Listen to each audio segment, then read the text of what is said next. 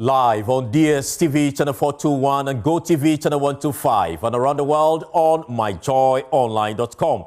This is Joy News Prime with me, Carlos Caloni. Coming up tonight, the contractor for the Pokuase-Nsawam road gives a 9-month deadline to complete the project as construction resumes on the 33.4-kilometer road following threat from transport unions to embark on an indefinite strike if the road is not fixed.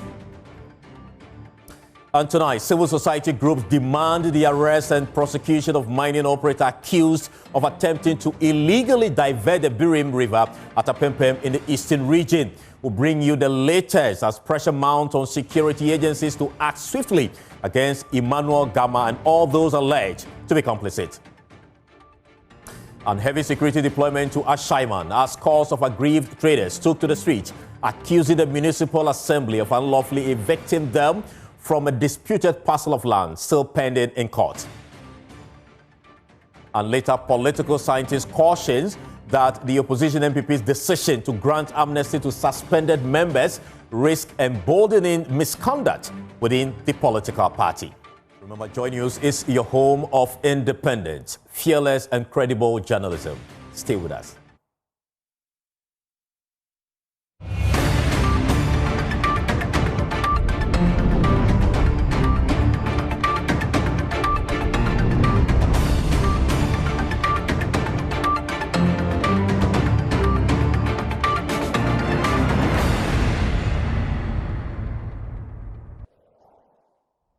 Now, after months of abandonment due to delayed payment, Maripoma Enterprises Limited, the contractor for the Pokuase-Nsawam road project, has resumed work with a new deadline to complete the 346 million cedi project within 9 months. This development comes on the heels of an ultimatum issued by the Ghana Private Road Transport Union, GPRTU, and the Ghana Road Transport Coordinating Council, GRTCC, to the government, warning of a strike if work did not resume by August 20. Joy News' Michael shall report that the poor state of the road has been a major headache for commuters and transport operators, causing heavy traffic, persistent vehicle breakdowns, and increased operational costs. With each passing day, commuters and drivers are paying the price for government's inaction.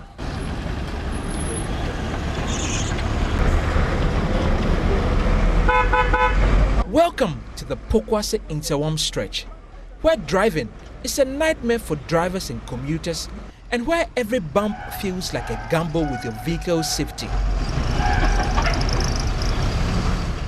This stretch has been under construction for years, yet today, the contractor is nowhere in sight.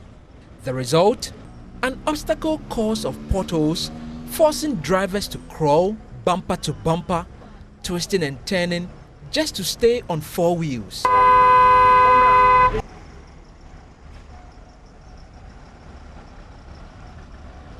On our visit, more than 20 vehicles were seen broken down in the middle of the road. Here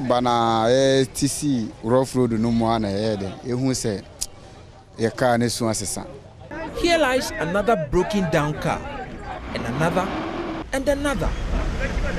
Darko Foster was heading to the eastern region when his car skidded dangerously close to tipping over. I didn't know where to pass. I lost traction. The next thing I realized, the vehicle was skidding, and there were people in the car, and no one is willing to help. His passenger, Mary Owusu, had bought goods in Accra to sell back home. Now, they sit drenched and ruined. The car has been stuck here since 12. There is mud in my goods and everything I bought to sell is destroyed. I lost my money today. While we were here, an STC bus got stuck. It was the second one that day in the same area. The driver, John Ate, is now visibly frustrated. A state bus, a whole state bus. Look at the situation in which it is. This is a state bus. Now see where we are. Government must fix the road. The road is very bad. I don't know. But how bad is the road? Road in there is very bad. very bad, bad, beyond bad, beyond bad. Commercial buses are cashing in.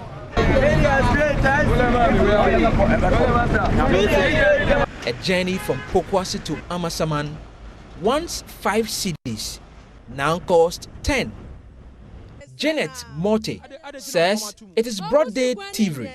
If you don't have 10 cedis, you can't move from here to Media. Some drivers even stop mid-route, forcing passengers to pay again before continuing. Kwabenya, I am heading to Ashaiman, and I had to pay another fare to continue. Frustrated, the GPRTU and GRTCC have announced plans to demonstrate over the bad road. Residents and commuters have endorsed it. Of course, why won't I join? Because it's really now, kids are not able to use this road anymore. The Ashaiman road is a critical stretch for trade and commerce, but the current state is crippling the economy and affecting lives. The government must take immediate action to address the situation and complete the road project. Until then, every journey here will remain a gamble. For Joy News, Michael Ashali and Anthony Menu. Well, we cannot hear from the project manager, Engineer Pokuase, who assures the project should be completed in 9 months. And the man is not going to take a lot of time. Between 2 and 3 weeks, we must be done with the basic maintenance, and that is filling and grading of the road up to Nsawam. But I said we started on Saturday. Within 2 and 3 weeks, we must be clear. How about the major road? How many months or years are you going to spend in a construction? Yeah, we have up to May 2026 to complete. And if there are any snacks, we will definitely ask for extension. And I'm telling you one snack. It's going to take us about 7 months to complete the interchange. But now, if the compensation is done and we are going to count another 3 months up to November, it means we are going to start from November. Then November up to May is about 7 months. We wouldn't have completed the top. Then so there will be a basis to ask for any extension if it comes like that. Talking about this compensation, there are some individuals who have sent us to court, but they wanted to even put an injunction on the construction works. But we just had a letter from the engineer, that is Highway Authority, that the court didn't grant. So we can go ahead and do the demolitions and complete. So that challenge is there. There are also some electricity lines and water lines in the right of way. They have all encroached in their right of way, and it shouldn't have happened like that. Well, the contractor is back on site now, and as work has begun, my colleague Michael Ashali went back to do some checks and joins us with details. What is the state of affairs on that particular road? Oh, so let's start from what we know, that because some money has been released, they've gone back to site, and they are immediately tackling some of the places that you saw us highlight in our report, especially when you leave Ashaiman just before you are getting to Satellite. The road gets terrible, and that portion of the road, I can confirm that has not been worked on. In fact, if you see some of the visuals that we have in our library now, we have even put together some of them, the before and after of some portions of the road. When you get to Satellite, for instance, that you had the muddy pool of water sitting in the middle of it, that too now has been a bit rectified. I mean, they've diverted the road so that drivers don't have to necessarily ply the muddy pool, but they've also rerouted it not to the most or the best of conditions, but far better than what used to be just days ago when we went there. And these two portions, you would see actively heavy machines on site at the moment working to try and level off the place. We are told at least that in 6 weeks is going to be far better road. And in some portions, in fact, you see asphalt being put on the road. In just 6 weeks, between now and 6 weeks, you see some of these improvements on the road. For residents, for drivers, and motorists that we've been speaking to, they tell us that, well, it's a terrible situation to have to deal with every day. Seeing the contractor, they are happy, but they will not call on GPRT or any other group to call off their strike just yet. They want to monitor the situation. Well, their concerns be immediately addressed, then they will decide on what to do with the demonstration. So you can see there in some of your shots there what really we've been dealing with there. Right. These are some of the old visuals. So this area, this pit, for instance, has been worked on. This stretch that you are seeing currently again has also been worked on. This ditches around this place, right from where they are, that is exactly where the contractor has also started some work doing the leveling of that place. But we can listen to some of the residents who have been speaking to, who tell us that, well, they're happy, but they want the work to be fast-tracked. Right. At least that, I don't think that can happen, though. We can listen to them. Right. Pokuase-Nsawam road is very terrible. And then the news that we are hearing and the politics they are making over this road is very terrible. But we are calling to the authorities to at least get either dozer or to come and just stretch the road for us. We are suffering, very suffering. I mean, how are you suffering? Because we can't come out if it rains. Just a very small downpour, we can't come out. The road become very flooded.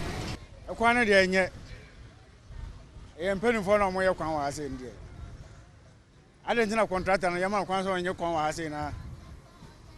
Oja Kwana to a house on a Kazaka. Oh, so about the air there. It didn't says so about no Asha said the air there. But I'm not for who are Kwanzo. When they are my brother Bakobe Juma satellite, I say. Now, yeah, Bano, yeah, cross so quan, baby, a fire, say 1 year. I'm by Quanin in a mamma and pub when you are crowding, I will rat him. Well, we are told the contractor is back on site, and given assurance that within some months the work will be completed. But will this assurance get the GPRTU and GRTCC to back down on their intended strike action, which is scheduled for Wednesday? Yes, Samuel Amoah. He is a communications member for the GPRTU and the General Secretary for the Ghana Road Transport Coordinating Council, GRTCC, Emmanuel Oheneyeboah, in an interview with Elton Broby on the Pulse. I just go on that just about 6 minutes, and I saw one excavator, digger roller, one of the streets. But I say quite appreciate the good effort to tackle the problem. I think now that we see now is not enough remedy to situation as it has now. Because if you remember, if the reporter was held in the morning, and once was the different compounds. So we hope to add to deal with the wider area that has problems. The problem is really that issue that they need to add more equipment to be able to resolve. That one excavator and grader, and that would not solve the problem, honestly. Yes, we decided that hopefully by 21st, that is coming Thursday, all vehicles nationwide are going to pass. We are not going to work, so we see the contractors working. Yes, we've had an information that they've gone back to the site and work has been commenced. Actually, what we want to say is that they will continue on doing it. We don't want the situation whereby they will say, because of the little pressure we gave them, that is why maybe they just gone to the site to commence work. Then some few days they just leave the site again. So we just want to monitor from today, tomorrow. We also want to monitor, how the work will also go, where they have started and where they have gone to. Then by the close of tomorrow, we will decide whether we have to call off the strike action or we continue with that. Well, away from the roads, a coalition of civil society organizations, including the Ghana Coalition Against Illegal Mining, Arocha Ghana, and the concerned citizens of the Etiwa landscape have issued a joint statement describing the alleged diversion attempt as an intolerable assault on Ghana's environment and cultural heritage. They're calling for full-scale investigations, immediate arrest, and prosecution. Let's bring you details of that statement, which is on your screen. And the impunity of illegally diverting the Birim River must be addressed. And we, the undersigned, wish to express our profound outrage at the attempted illegal diversion of the sacred Birim River at Apepem by a mining operation. The irresponsible act occurring even as the nation mourns the loss of 8 patriots dying in the line of duty regarding effort to rid Ghana of irresponsible and illegal mining activities represents an unconscionable assault on Ghana's natural heritage and blatant infringement of regulations regulating the utilization of natural resources in Ghana. Our profound outrage stems from the recent discovery that a mining entity identified as belonging to Mr. Emmanuel Gama and operating from Kwabeng actively excavated trenches and constructed a diversion channel aimed at redirecting the sacred Birim River within its bed at Apepem. This activity targeted the river precisely where it exits the ecologically critical Etiwa Forest Reserve. Swift public alert and intervention led to the current suspension of this unauthorized operation. In direct response, officers from the Water Resources Commission, the Minerals Commission, and the National Intelligence Bureau urgently visited the site. During this inspection, the NIB picked up an on-site security operative for questioning. The sad reality of the development further saw the miner bulldozing directly through a vital 3-year-old ecological restoration site, causing severe degradation and destroying native trees species, including mahogany, emery, and ofram. As necessary, due diligence and follow-up to this development, we demand the following. The Ministry of Lands and Natural Resources, Environmental Protection Authority, and Minerals Commission must move beyond suspension, apprehend Mr. Emmanuel Gama and all involved, prosecute them to the fullest extent of the law for illegal mining, environmental destruction, and cultural desecration. 2, the perpetrator must be compelled to cover up all trenches and fully restore the destroyed planted site. 3, authorities must investigate any potential complicity at any level, including the mining company and all leaders involved. We cannot build a sustainable future with this kind of escalating destruction of all our life-supporting systems like rivers and forests, as exhibited by this egregious action. Well, we are joined on the phone line by Engineer Dr. Kenneth Ashigbe, and he is the convener of the Anti-Galamsey Coalition. Thank you so much for your time here on Joy News Prime. From where you sit as a coalition, what does this mean actually for the habitat should these individuals succeed in diverting the river? So, well, thank you very much. And we should bear in mind that the Birim is not only ecologically significant and provides critical water for all of us as citizens of this country. We should also bear in mind the cultural significance of the Birim River to the people, especially the Achim people. And we should also bear in mind where this had happened, the Etiwa Forest, which is a globally significant biodiversity area. And you need to consider the fact that beyond the fact that they had gone, trying to divert the Birim, and I'm sure potentially to go into the belly of the river and go and mine. They also had destroyed part of the restoration process that was taking place in the Etiwa, close to the Etiwa Forest. And so this would not only have dire impacts and economic consequences of the people in the community, it would have dire ecological impact, have dire environmental impact, and all of that. And if you think that all of this is happening after we have lost 8 of, our gallant officers who had died in the course of serving this country, this is very reprehensible. And you would think that people would be cautious of the times that we are in, not to be doing things like we have just witnessed. But we are grateful that there's been some prompt response. But it is important to also note that this is not, in this particular situation, it's not enough to just pick a security person who himself might just be a victim. Once we know who the owners of this are, we need to go for him and everybody who is involved. And I'm not too sure that this thing would have happened without other people being involved. Where is the DCE or the MCE for the area?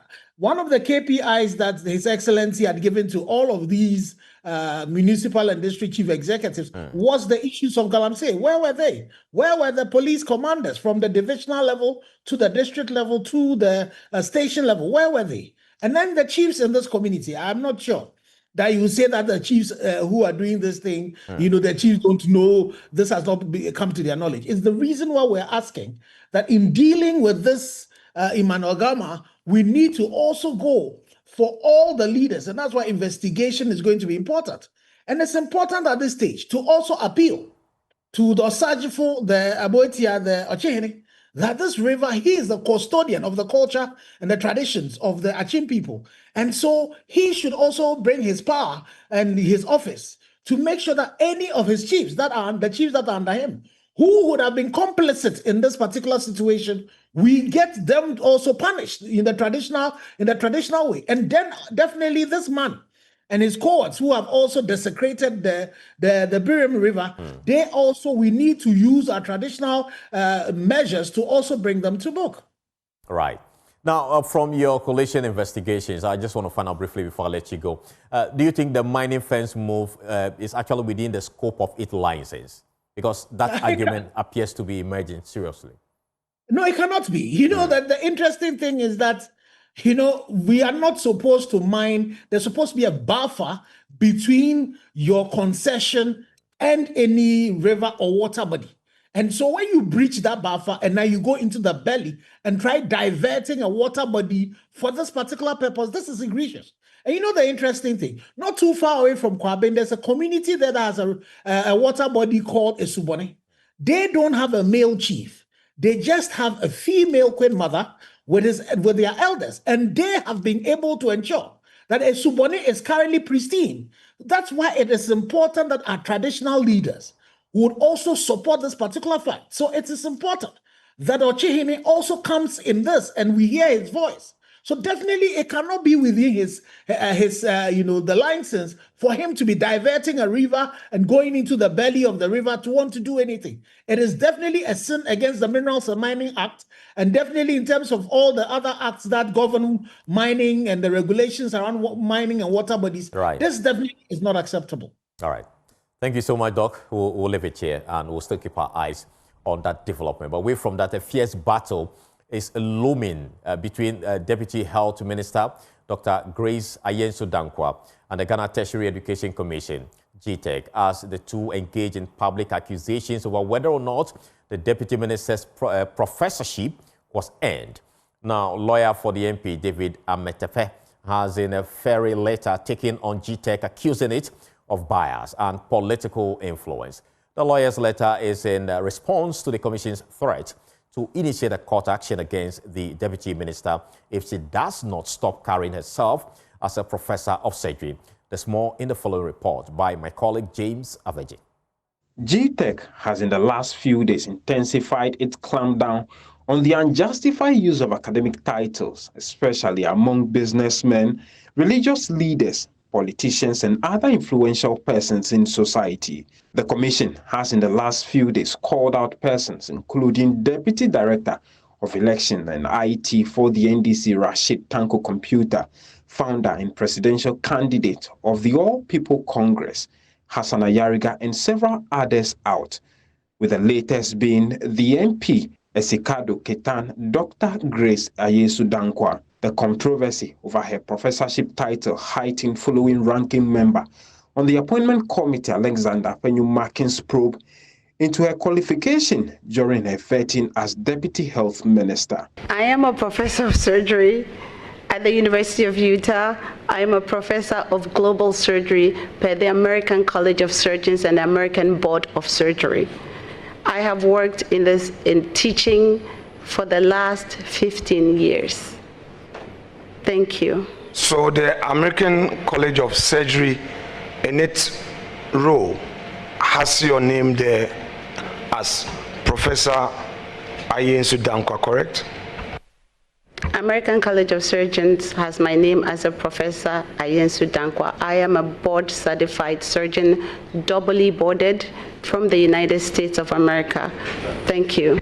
GTEC, following the incident on August 4, wrote to the MP demanding all academic document conferring the title on her. Her lawyers, in an August 8 response, indicated that her appointment as an assistant professor of surgery by the vice chair for academic affairs at the Department of Surgery at the University of Utah justifies her qualification, but GTEC insists she was appointed an adjunct assistant professor and not an assistant professor, a position GTEC says does not even qualify her as a senior lecturer in Ghana. GTEC warns it will drag the MP to court if she does not stop carrying herself in public as a professor. Meanwhile, the Ghana Tertiary Education Commission argues that Dr. Yenso has failed to present the necessary document required to support her professorship claims. Professor Ahmed Jinapo Abdullahi is the Director General of GTEC. The Honorable Deputy Minister of Health and MP, during her vetting, stated on national TV that she is a full professor from University of Utah, Department of Surgery. That is a statement of fact. Her lawyers wrote to GTEC and indicated that she is an assistant professor at Utah. The University of Utah wrote to GTEC and indicated that she is an adjunct assistant professor.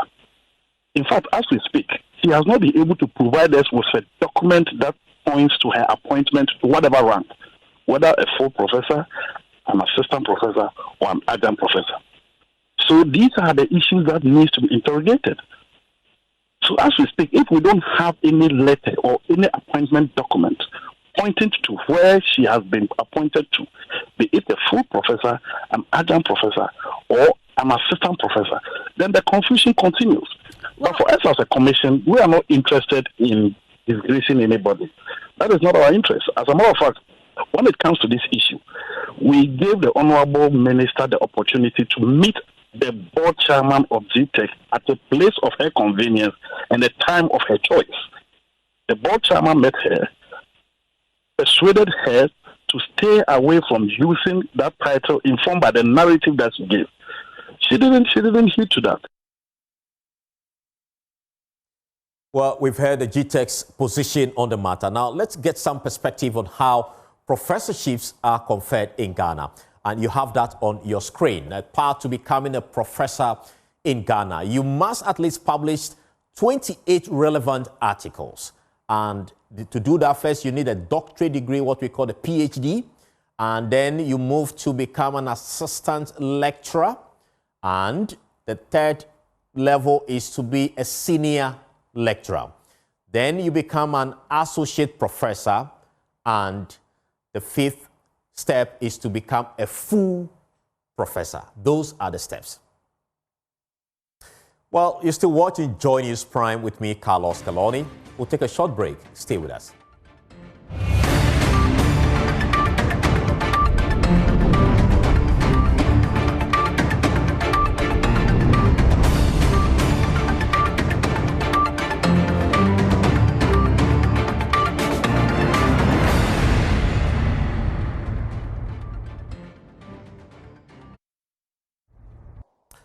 Welcome back, and thank you so much for staying with us here on Joy News Prime. Now, a political science lecturer at the University of Ghana, Dr. Sasante, has cautioned that the New Patriotic Party, the NPP's recent decision to grant amnesty to suspended members, could weaken internal discipline and embolden future misconduct. The party's move, which involves restating individuals who had previously been suspended or were facing disciplinary action, is seen as a strategy to foster reconciliation and strengthen party unity ahead of the 2024 general election. We'll hear from Dr. Asa Asante shortly, but first, here's what the statement from the NPP actually says, and we'll put that on your screen shortly. And is there? It says that I write to inform you that the National Council at its emergency meeting held on Friday, July 25, 2025, resolved in the interest of unity and reconciliation to grant a general amnesty to all party members who have been suspended or whose disciplinary cases are currently pending before the appropriate adjudicatory bodies. We hereby serve notice that this directive lifts all such suspensions and waives any ongoing proceedings against affected members. Members who have forfeited their membership are required to submit a formal application to the National Secretariat for reinstatement. Upon reinstatement, you shall remain ineligible to contest any internal party election until a mandatory 2-year period has elapsed. This measure reflects the party's unwavering commitment to fostering internal cohesion, strengthening solidarity, and preparing collectively for the political task ahead. In view of this resolution, party leadership at all levels is hereby strictly advised to refrain from any arbitrary suspension of members. All disciplinary matters must be handled solely in accordance with the procedures, principles, and due process provisions expressly enshrined in the party's constitution. The National Secretariat requires your full compliance with this directive. We count on your continued cooperation. Well, joining us on phone this evening is Dr. Asa Asante himself. And you believe this statement from the NPP will weaken a lot of the party structure. Why do you share? Why is that position? I talked about it from two perspectives. One perspective is that there is one group of people who believe that, look, if people have been accused of something and a complaint is made against them, and there's a body to go into the matter and they are not able to do so, and then at the end of the day, they come out to what? Give amnesty to them. What happens? Then there are some people who believe that it would embolden others to go on that route, and that undermines the rules and regulations governing the conduct of people within the party. That said, the other side of the conversation is that, look, it is not wrong for any party to give amnesty, all right, to people they believe they have been accused of doing one thing or another against the rules of the game. You can do that, and it's within the framework of every legal jurisdiction. You do that. But the issue is that if you work the two, for me and where I sit, I believe strongly that it will really put the people together and then tell people that, yes, you have been spared this one. The next one, it cannot be funny. That tells you that, look, they are only telling you that this one, we grant you pardon, but the next time, go home and sin no more. For me, that's where what I understand from this position taken by the political party. So if this is not the best approach, what should have been the best approach then? No, I haven't said it's not the best approach. I was giving you two perspectives. But for me, there is nothing wrong with what they have done. Okay. Because at the end of the day, it is part of the process. If they want to give amnesty, they can give that. Or yes, but the going forward, you don't want to trigger this process more often so that people will abuse it. And that one, it undermines the general rules that govern the party. That every wrongdoing, let's forget about it. Amnesty will be given. Amnesty. Right. You give it sparingly so that it becomes a scarce commodity. And that the day that you want to employ it, fine. If you don't, then people know that, hey, you can't get away with that crime or that wrongdoing any time of the day. Right, Doc. We'll leave here. Thank you so much. Let's now take you to Ashaiman because scores of aggrieved traders in that town today took to the streets to protest what they describe as unlawful eviction by the Ashaiman Municipal Assembly. The traders who operate on parcel of land near the Ashaiman traffic light insist they possess the necessary legal document permitting them to conduct business there. There's more in the following report.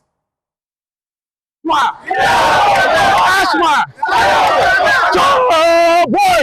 aggrieved traders, clad in red armed bands, wielded placards, some of which read, "We own this land, why take it from us? And we have documents, respect our rights." They insist they possess all the necessary legal documents permitting them to operate on the land near the Ashaiman traffic light. They say the land dispute is already before the court, awaiting a ruling. According to the traders, a private developer is allegedly influencing the assembly to forcibly take over the land despite the pending legal process. They are vowed to resist any attempt to remove them until the court delivers its verdict.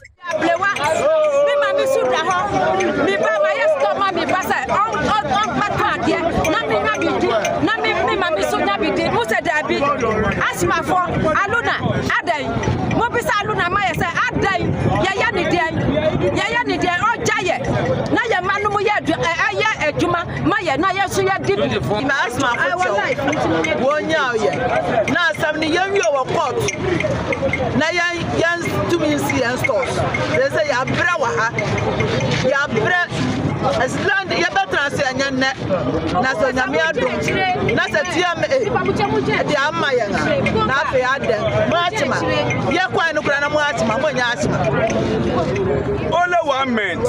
This person, you go to TDC. Go say one open fight. TDC people tell them say the land long to those people sit down for here. Please, this is association. The land long for a week. This man come back. The time we go, my brother to also did there. They say no, in name no day inside. This man come back. Make wayo, make us a chrono. Papa also be 10 feet. So be 10 feet. I need no problem. Be 10 feet from what the beer. So you say 10 feet beer. You not to be touchy because I document to assassin so. Some protesters expressed anger, calling the action an injustice being meted out to them. Leader of the traders, Jeffrey Ellie, condemned the assembly's move, accusing officials of disregarding due process. Meanwhile, heavy security was deployed at the scene to maintain order and prevent the protests from escalating into violence.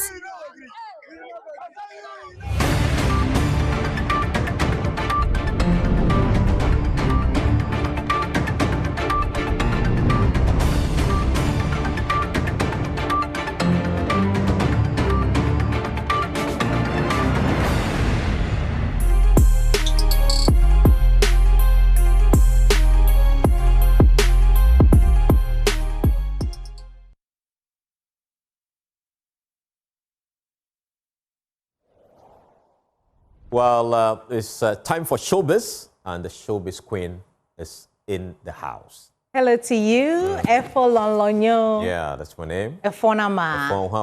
Efolo. It's a beautiful day to be excited. Sure. I have something from America in the news. That's the reason why I have the change of accent. Oh, I can see that. Am I doing the accent right? Yeah, you're doing it right. You sure? Yeah, you're doing it right. All right, so I have a collection of, stories for you this evening here on Joy News Prime. There's something about Stonebwoy in there. He's actually giving us, a prayer this evening. And there's something about Detroit, Afrofuture happening inside Detroit. We have my girl Ifia on there. Let me not bore you with all the, speech. Let's, take a listen to this. Bye-bye, everybody. Right. I heard that we don't have time, so we're just going to end this really quick. Yeah. You can log on to myjoyonline.com. I know that Pius will be here for the news. Bye-bye. Yeah, Bye-bye. Bye-bye, everybody. Bye-bye. Right. Oh, Bye. why are you screaming?